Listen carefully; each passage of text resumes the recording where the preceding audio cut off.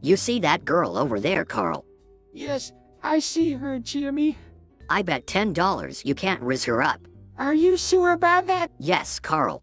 You can't even riz up Miss Fowl. That's true.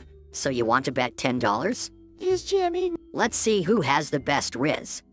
Hey, are you an equation because you add meaning to my life and subtract all my worries? What the Sigma? I do not get it. Fine. Have a good day. My turn, Jimmy.